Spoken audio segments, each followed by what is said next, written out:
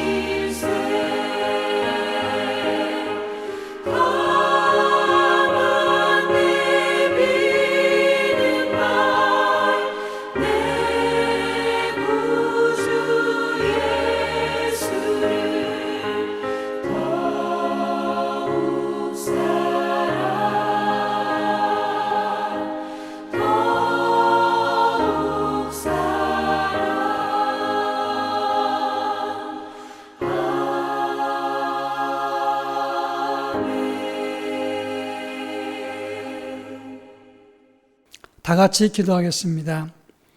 사랑 많으신 하나님 아버지, 하나님의 크신 은총과 사랑을 진심으로 감사드립니다. 허물 많고 죄 많은 죄들을 사랑하시고 하나님의 장중에 붙들어 주셔서 이 위기의 때 주님 바라보며 예배하는 삶을 가질 수 있도록 은혜를 덧입혀 주시니 감사합니다. 여러 가지 참으로 모이기 어려운 상황이라서 온라인으로 예배를 드리지만 이 시간 신령과 진정으로 주 앞에 예배할 수 있도록 은혜를 더하여 주시옵소서. 비록 온라인으로 예배를 드리지만 구역원들이 하나로 묶어지며 믿음으로 주 앞에 예배하는 큰 은혜가 있도록 역사해 주시옵소서. 특별히 추석절 전에 이렇게 온라인으로 구역 예배를 드립니다. 우리 주변에 어렵고 힘든 사람들을 돌아볼 수 있는 귀한 시간 될 수 있도록 역사해 주시옵소서. 어렵고 힘든 상황 맞이한 모든 이웃들에게 우리가 도움을 줄 수 있게 하시고 그들의 진정한 이웃이 될 수 있도록 하나님이 함께해 주시옵기를 원합니다. 이제는 보여주는 복음을 통해서 하나님께 영광을 돌릴 수 있도록 저희들을 지켜 주옵소서. 특별히 저희들이 교구별로 모여서 복음 세우기 교회를 돕고 있사오니 이 모든 사역도 은혜 가운데 잘 진행될 수 있도록 붙잡아 주시옵소서. 예수님의 이름으로 간절히 기도합니다. 아멘. 오늘 이 시간 우리에게 주시는 하나님의 말씀을 보겠습니다. 하나님의 말씀은 사도행전 9장 36절 말씀부터 42절 말씀을 한 절씩 교독하겠습니다. 신약성경 사도행전 9장 36절 말씀부터 42절까지를 한 절씩 교독합니다. 제가 전체를 읽겠습니다. 요바에 다비다라 하는 여제자가 있으니 그 이름을 번역하면 도르가라. 선행과 구제하는 일이 심히 많더니 그때 병들어 죽음에 시체를 씻어 다락에 누이니라. 룻다가 요바에서 가까운지라 제자들이 베드로가 거기 있음을 듣고 두 사람을 보내어 지체 말고 와달라고 간청하여 베드로가 일어나 그들과 함께 가서 이르매 그들이 데리고 다락방에 올라가니 모든 과부가 베드로 곁에 서서 울며 도르가가 그들과 함께 있을 때에 지은 속옷과 겉옷을 다 내보이거늘 베드로가 사람을 다 내보내고 무릎을 꿇고 기도하고 돌이켜 시체를 향하여 이르되 다비다야 일어나라 하니 그가 눈을 떠 베드로를 보고 일어나 앉는지라. 베드로가 손을 내밀어 일으키고 성도들과 과부들을 불러들여 그가 살아난 것을 보이니 온 요파 사람이 알고 많은 사람이 주를 믿더라. 아멘. 프랭클린 박사가 일본에서 선교할 때 작은 섬들을 돌아다니면서 열심히 선교를 했습니다. 그는 하루 종일토록 수고하면서 애를 썼는데 저녁 때가 되어서 온몸이 지쳐서 돌아왔습니다. 그런데 어느 상인 한 사람이 그 프랭클린 박사님에게 이런 말이었습니다. 지금 다른 섬에 있던 원주민이 복음을 듣고자 하는 사람들이 있는데 그 사람을 만나달라고 하는데 어떻게 하면 좋겠습니까? 이렇게 물었습니다. 그때 프랭클린 선교사는 나는 지금 지쳐 있으니 내일 만나든지 아니면 이 성경책을 전해 주십시오라고 말했습니다. 그때 그 상인은 말하기를 그 사람은 아직까지 책을 줄 만한 시기가 아닙니다. 성경은 당신이나 나 같은 사람에게 필요한 것이지 지금 그는 당신을 읽고 있습니다 라고 이야기를 했습니다. 프랭클린 선교사는 밤새도록 그 말이 지워지지 않고 깊은 울림을 주었다고 했습니다. 아무래도 내가 가야 되겠다. 날이 밝자마자 그 섬에 들어가서 복음을 증거했다는 이야기가 있습니다. 지금 당신을 읽고 있다는 것은 참 중요한 말일 수 있습니다. 최근에 세상 사람들은 우리 믿는 사람들을 보고 우리를 읽고 있습니다. 그런데 일부 교회나 목회자들 또 기관들이 기대에 미치지 못하는 행동을 통해서 한국 교회는 위기라 이렇게 말을 많이 합니다. 이제는 보여주는 복음, 공적 복음을 통해서 새로운 역사가 나타나야 된다 이런 이야기가 많이 등장하고 있습니다. 오늘 우리가 읽은 본문의 말씀은 요바에 있던 다비다라는 여제자가 선행과 구제함이 심히 많았다고 했습니다. 근데 그가 병이 들어서 죽었습니다. 시체를 다락에 누웠는데 그 당시 베드로는 룻다에 있었습니다. 요바와 룻다는 그렇게 먼 거리가 아니었기 때문에 이들은 베드로를 초청하기로 했습니다. 이 다비다의 평상시는 과부들에게 속옷과 겉옷을 지어서 많이 구제하고 봉사하는 삶이었는데 이제 과부들이 다비다가 죽은 것을 슬퍼하면서 베드로를 초청하기로 했던 것입니다. 이제 베드로가 그곳에 왔을 때 베드로는 사람들을 다 내보내고 간절한 마음으로 기도한 다음에 다비다야 일어나라 이렇게 선언했습니다. 그랬을 때 이 다비다가 일어났고 죽은 자가 살아났습니다.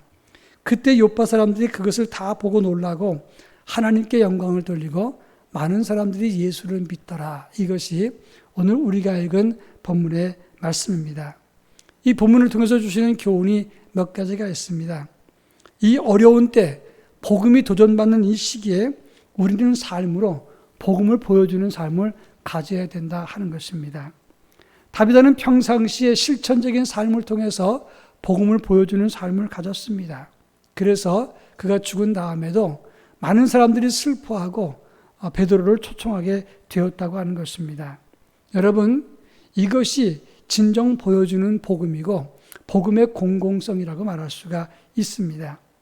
최근 목회 데이터 연구소에 의하면 코로나19 이후에 어느 종교가 가장 큰 타격을 받았는가 이렇게 질문했을 때 믿지 않는 사람들 82.1%가 개신교가 큰 타격을 입었다라고 말을 했습니다. 그런데 불교와 천주교는 1%도 그 수치가 되지 않았다고 하는 겁니다.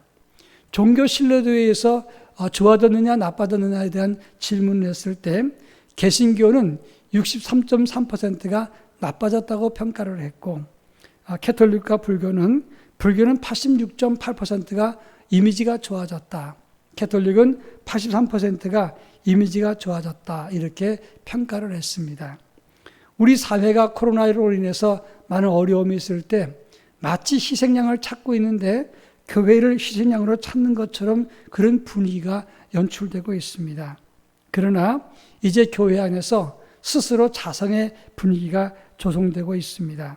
우리는 지금까지 가졌던 믿음을 다시금 혁신해서 이 세상 속의 믿음을 가져야 된다. 이렇게 이야기들을 많이 하고 있는 겁니다. 옛날에 김진영 목사님이 빈민운동을 하다가 감옥에 갔습니다. 목사라도 감옥에 들어갔을 적에는 특별한 대우를 받지 못했다고 합니다. 오히려 목사가 왜 이곳에 들어왔느냐고 더 무시를 했습니다. 죄수들에게 구박을 많이 받았다고 합니다. 근데 그 감옥에서 동상에 걸려서 긁다가 염증이 생기고 그 염증이 고름이 잡힌 사람이 있었습니다. 적절한 시기에 치료를 받지 못해서 그 죄수는 다리를 절단하게 되었습니다. 밤새도록 열이 나고 아프다고 신음할 때 사람들은 구박을 했고 그 사람은 절망하게 되었습니다.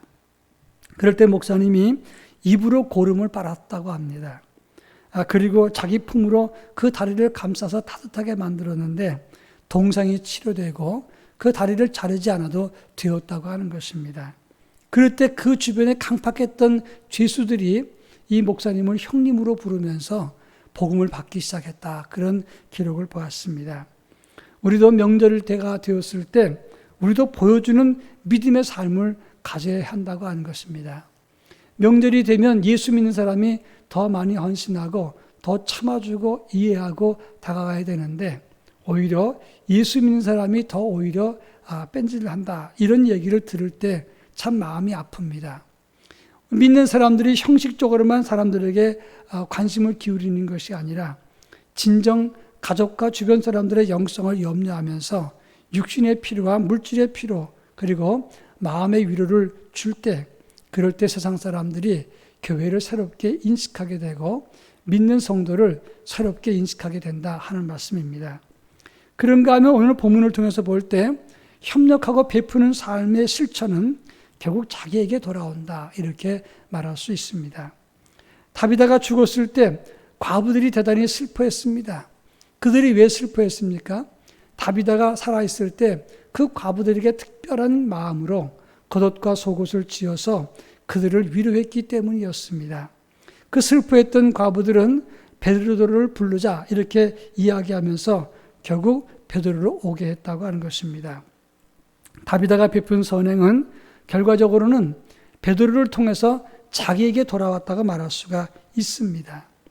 믿음으로 베푼 것은 반드시 자기에게 돌아온다는 사실을 알아야 됩니다. 예수님께서 십자가를 지셨을 때 그 무거운 십자가 때문에 지치고 넘어지기를 반복했습니다.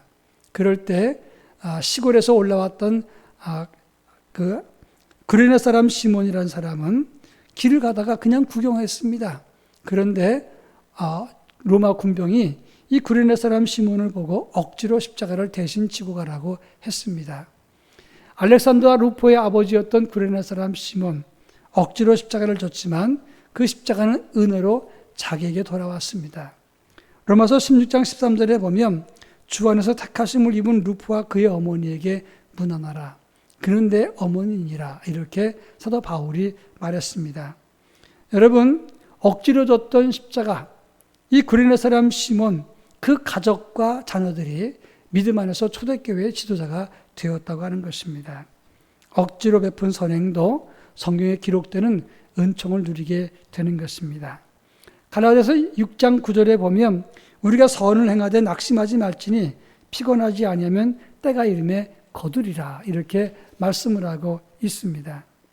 1931년 노벨 평화상을 받았던 제인 애덤스라고 하는 사람이 있습니다. 이분은 시카고의 부잣집 딸로 태어났습니다. 의사가 되려고 공부를 했는데 척수장애로 인해서 의사가 되지 못하고 학교 진학을 포기했습니다. 낙심했습니다. 그리고 몸의 장애 때문에 많이 힘들어했습니다. 우울했습니다. 그래서 많은 돈이 있기 때문에 여행을 가게 되었습니다. 그러던 어느 날 영국 런던을 방문하게 되었는데 우연한 기회에 영국 런던에 빈민구를 가게 되었던 것입니다.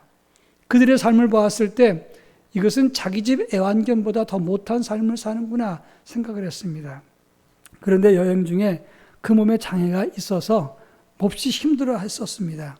근데 그 지역에 살았던 어려운 사람들이 이 사람에게 제인 애덤스에게 친절을 베풀었습니다. 그때 그는 깨달았습니다. 나는 많은 것을 가지고도 돕지 못하는데 저 사람들은 가난하고 어렵지만 이렇게 친절을 베푸는구나 생각을 했습니다. 그러다가 미가서 6장 8절을 보았습니다. 공의를 행하고 인자를 사랑하며 겸손히 내 하나님과 함께 행하는 것이 아니겠느냐라고 말씀을 깨달았습니다. 없어도 친절과 사랑을 베풀 수 있는데 나는 그럼 무엇을 했는가? 부모님의 유산을 가지고 시카고에 복지관을 세우고 헐하우스라고 이름을 지었습니다. 빈민 이민자들의 숙식을 제공하고 재활교육과정을 운영을 했습니다. 그러다가 1910년에 전국사회사업가 회에서 회장이 되고 1915년에는 평화와 자유를 위한 여성국제연맹을 설립해서 활동을 하다가 나중에 1931년에 노벨 평화상을 받게 된 것입니다. 베푼 사랑은 돌고 돌아서 결국 내게 큰 유익과 영광과 칭찬이 된다고 하는 것입니다. 우리가 사랑과 선행을 베풀 때 그것은 반드시 내게 돌아오는 것입니다. 명절을 앞두고 수많은 사람들이 어렵고 힘든 상황에 놓였습니다. 우리가 우리끼리 좋아한다면 그것은 엄밀한 의미에서 믿음의 사사라고 말할 수가 없을 것입니다. 우리 친척이나 일가들 또 우리 주변에 우리 구역 식구들 가운데 힘들고 어려운 사람들은 없는가 살피는 귀한 기회가 되기를 바랍니다.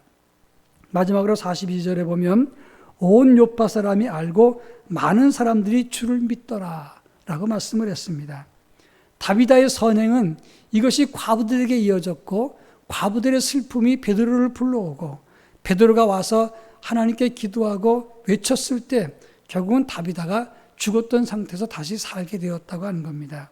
이것을 보고 선행의 사이클이라고 말합니다. 착한 일은 계속해서 이어지면서 결국 자기에게 돌아갑니다. 이것이 잘 작동될 때 안 믿는 사람들은 그걸 보고 하나님을 경험하게 된다고 하는 것입니다. 오늘날 한국교회가 생명력을 잃어버렸다고 말을 하는 것은 이 선행의 사이클이 멈춰 있거나 작동되지 않거나 약화됐을 때 하나님을 경험하기가 어려워진다고 하는 것입니다.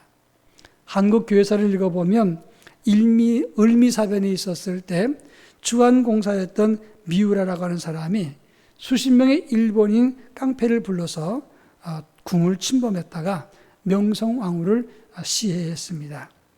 사실은 우리나라 궁 안에 내통자가 있었습니다. 그리고 일본군이 조직적으로 개입을 한 것입니다.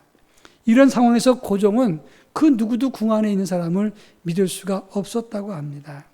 그때 선교사들이 권총을 차고 음식을 만들어서 통에다 넣고 자물쇠를 잠근 다음에 고종 앞에서 열어서 음식을 제공해 드렸습니다. 그리고 고종의 침소를 밤새 지키고 번을 돌아가면서 선교사들이 그 주변에서 떠나지 아니했다고 합니다. 이 고종은 언더우드에게 이 나라를 장로교 나라로 만들어줄까 이런 이야기를 했을 정도였습니다. 그 당시 선교사들은 왕에게 신임을 받았습니다. 그리고 왕뿐만 아니라 왕족들에게나 귀족들에게 신임을 받았고 동시에 천민들에게도 이웃이 되고 친구가 되었다고 하는 것입니다. 이미 여러 차례 말씀을 드렸지만 지금 시청 앞에 있는 그 롯데백화점 근처가 곤단골이었습니다. 거기는 백정들이 모여 사는 곳인데 그 당시에 선교사 무어가 그 지역에서 선교 활동을 했습니다. 그때 장질부사가 퍼졌을 때 수많은 백정들이 죽어갑니다. 그때 선교사 무어는 왕의 어이였던 에비슨에게 도움을 청해서 왕의 어이가 이 백정들을 치료하고 살렸습니다. 그때 수많은 이 백정들이 나라님의 어이가 어떻게 우리를 도와주는가 감격해서 수많은 사람들이 예수를 믿게 되었고 장안에 있던 많은 사람들이 그 사건으로 인해서 많은 사람들이 예수를 믿게 되었다고 하는 것입니다. 바로 이것이 선행의 사이클이 돌아가고 작동되는 그런 믿음의 역사인 것입니다. 여러분, 이제는 낮아지고 섬기는 모습을 보일 때가 된 것입니다. 눈을 뜨고 섬기는 복음을 실천할 수 있어야 된다 하는 겁니다. 하나님의 사랑에 이 선행의 사이클이 작동되는 그런 교회, 그런 영성과 믿음을 우리가 가질 수 있도록 힘써야 된다고 하는 겁니다. 이제 추석이 일주일 다가왔습니다. 힘들고 어려운 사람들이 더 고독해지고 외로운 때입니다. 이럴 때 우리 믿는 사람들이 우리 주변에 있는 사람들을 잘 배려하고 섬긴다면 복음의 사이클이 계속될 수 있고 이것이 많은 사람들에게 하나님을 알게 되는, 경험하게 되는 기회가 될 것입니다. 이번 추석이 더 풍성해지는 복된 복음의 추석이 될 수 있기를 부탁합니다. 다 같이 기도하겠습니다. 사랑 많으신 하나님 아버지 감사합니다. 추석을 일주일 앞두고 연합구역묘를 모이면서 우리들이 우리 주변을 생각하고 돌보는 마음을 갖게 하시니 감사합니다. 다비다의 선행이 결국 돌고 돌아서 자기에게 돌아왔고 이것이 하나님께 영광이 되며 많은 사람들을 주께로 불러 모았던 것처럼 이제는 우리가 영의 눈을 뜨고 이웃을 살피고 배려하고 격려하고 위로할 수 있게 하시옵소서. 특별히 어려운 때에 우리 모든 성도들이 믿음으로 위로자가 될 수 있도록 은총을 더하여 주셔서 복음의 역사가 드러날 수 있도록 이제는 공적 복음의 역사가 나타날 수 있도록 저희 통해서 역사하여 주시옵소서. 예수님의 이름으로 간절히 기도합니다. 아멘. 이제 찬송가 헌금 찬송 452장 내 모든 소원 기도의 제목을 부르겠습니다. 찬송 부르면서 헌금하겠습니다. 모아진 헌금은 교구별로 모아져서 그것이 각 교구별로 복음 세우기 교회를 지원하게 됩니다. 다 같이 부르겠습니다.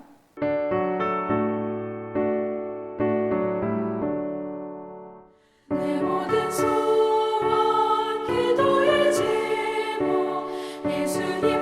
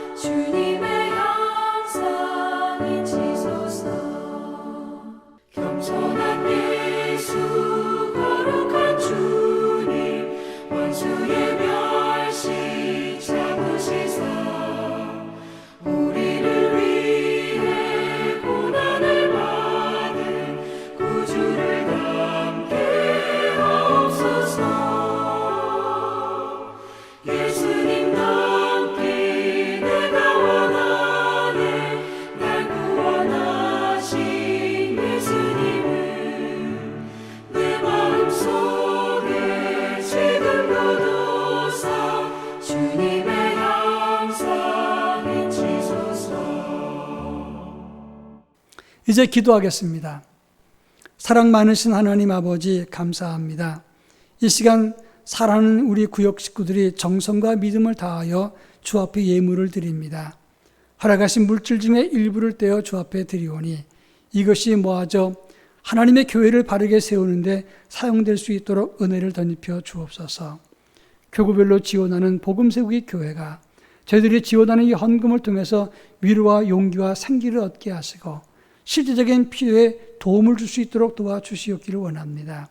그래서 하나님 나라가 확장되어 나가는 역사가 있게 하시고 또 이것을 받는 교회는 힘과 용기를 가지고 또 다른 누군가를 위로하고 돕고 협력할 수 있게 도와주시옵기를 원합니다. 믿음과 정성을 드리는 가정과 손길을 기억하시고 하늘에 보고 채우시며 이 풍성한 가을의 계절에 저희들 가정과 삶이 복되게 하시고 풍성하게 하시고 위기의 때에 하나님이 저들을 보호하여 주시옵소서. 예수님의 이름으로 기도합니다. 아멘. 이 시간 구역 식구들이 혹시 계시면 또는 가족끼리 있으면 인사하겠습니다. 다 같이 인사합니다. 사랑합니다. 베풀고 나누는 추석이 됩시다. 이렇게 인사하겠습니다. 예, 감사합니다. 이제 잠시 교회 소식을 광고하겠습니다. 첫째로는 다음 주 구역 예배는 없습니다. 추석절 연휴가 들어가 있기 때문에 다음 주 구역은 한 주간 휴강을 하겠습니다. 그 대신에 추석절에 가족들이 예배 드릴 수 있도록 예배 동영상은 여러분들에게 추석 전에 제공하도록 하겠습니다. 미스바 비전 지난 주일날 이제 광고했듯이 이번 주일날 이제 개국을 하게 됩니다. 여러분들에게 자원봉사자 아나운서를 모집합니다. 성우를 모집하는데 이번에 새로운 프로그램을 할 생각입니다. 그래서 100일 동안 인물 이야기, 사랑 이야기, 이렇게 한국교회사 이야기를 나눌 건데 이때 화면과 함께 낭독해 주실 성우를 모집합니다. 혹시 여러분 가운데 자원봉사 하실 분이 있으시면 신청해 주시기를 바랍니다. 10월 6일 날은 화요일입니다. 줌으로 구역장 수련회를 하겠는데 20분짜리 강의 두 강좌가 있습니다. 한 강의는 제가 하고 또 한 강좌는 LA 장신대 김인수 전 총장님이 영상으로 여러분에게 강의해 주시겠습니다. 태평양을 넘어서 LA에서 20분 강의, 한국교회에서 나오는 아름다운 이야기를 강의를 맡아 주실 것입니다. 여러분들 기대감을 가지시고 참여해 주시길 바랍니다. 줌으로 먼저 구역장 수련회를 하고 그 다음에 줌 구축이 끝나면 구역 예배도 줌으로 드릴 수 있도록 준비할까 합니다.